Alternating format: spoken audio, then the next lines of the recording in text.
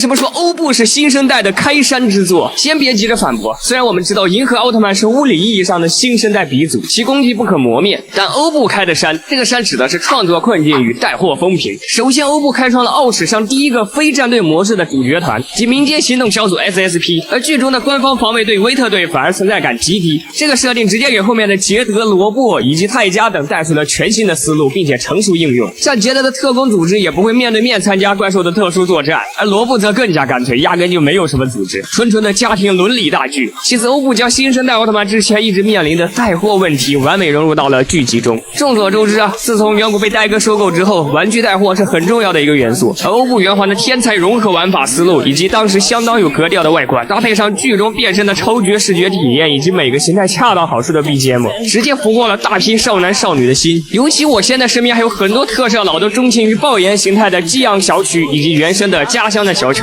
导致的直接结果就是当年 DX 版本的欧布圆环销量直接突破天际，破了新生代玩具销量的记录。甚至多年以后升级版本的 UR 欧布圆环都被很多人评价为最好玩的 UR。当然博主手里也有一个呀，确实很香。而且这种融合类型的变身模式同样被后辈继承的淋漓尽致。比如紧接着下一年的捷德生化器，可以说就是完全的圆环翻版，只是在道具上将卡片变为了胶囊模式，包括捷德的各种形态更是向欧布的借债模式发扬光大，甚至小鹿青出于蓝胜于蓝，好家伙，直接借到了奥特之王的身上，一步到位整出了尊皇形态的大火。因此欧布在商业的角度可谓是真正的破局之作。另外，欧布在世界观的拓展这个非常重要的领域也造成了深远的影响。毕竟众所周知，昭和中期开创了奥系列的传统光之国世界观，而在平成3年时期拓展到了超5代的光之巨人以及地球本土奥的新世界。而新生代的奥其实一直没有对世界观进行一个深入的挖掘，毕竟虽然说银河来自于未来，但 When and Where 也没有什么具体说法，直到欧布才开始对奥特战士的起源地进行拓展，也就是欧五零行星的光之力专业认证平台。这个背景也被后来的罗布奥特曼继承了下来，甚至还整出了暗黑欧布这么个死忠粉爱染成的致敬之作。可以说这个诞生的新的光之巨人的世界观为后续先到一部分的后辈解决了来历问题，甚至某种程度来讲，像奥特银河格斗这种剧集的 QQC 小金人一族，很难说或多或少有没有受欧布这种新星球加类奥特形象的影响。毕竟塑造一个新世界观的类光之巨人的思路确实是在欧布这里得到了相当完美的开拓。最后就是欧布的影响力其实始终在线，虽然很多人都调侃欧布的后续待遇有点配不上他的成绩，但其实仔细想想，除了银河格斗这种超级大杂烩之外，捷德剧场版两位也有登场，后续加古拉更是泽塔奥特曼中超级重要的一位角色，甚至某种意义来讲，泽塔的火爆除了自身优秀的素质，我毫不怀疑与加古拉这位继菲利亚之后新生代的反派人气王有着密不可分的关系。而且就问你，除了本身的剧之外，还有单独的一部12集的原声之初有没有排面？当然具体质量怎么样你先别管，总之就是相当有排面了。毕竟新生代自泽塔之后的几部，要么是特利加德凯这种致敬之作，要么是从布莱泽开始没有交代具体背景的情况，基本也就是前一年或者致敬的前辈能客串一下，甚至连我们的光之国客串王赛兔子都没能塞进去。可以说本身待遇这方面倒也算不上很亏，只是新生代这几年的商业模式很难让欧布比较丝滑的客串过来。最后就是红凯应该是前无古人的，既不是奥特曼附身人类，也不是平成开始的类似于大古那种人类与光深度纠缠的关系，更不是梦比欧斯本身就是未来本体的情况，而是一个本体就能够登上550战士之巅的外星球强大战士，获得力量之后才成为了真正的欧布奥特曼。可以说剧中就是正儿八经的龙傲天开局，仅凭人形态就能够徒手搏斗尖角星人，甚至子弹他都抓得住啊，更是肉身硬扛死连杰顿的火球，而且还会高速移动666，讲道理就这种技能，你换个漫威片场妥妥的超级英雄还是最顶级的那种。综上，欧布奥特曼这部作品可以说真正意义上的成为了新生代奥特曼系列的指路明灯，不仅突破了带货黑风评的窘境，更是把塑造一个奥特战士新世界观的思路成功落实了下来，而且创造出来了加古拉这种新生代超级人气王。如果说银河奥特曼的诞生为新生代打响了第一枪，那么欧布则是为新生代原本那灰暗不明的未来彻底点亮了希望之光。全世界都等待着你，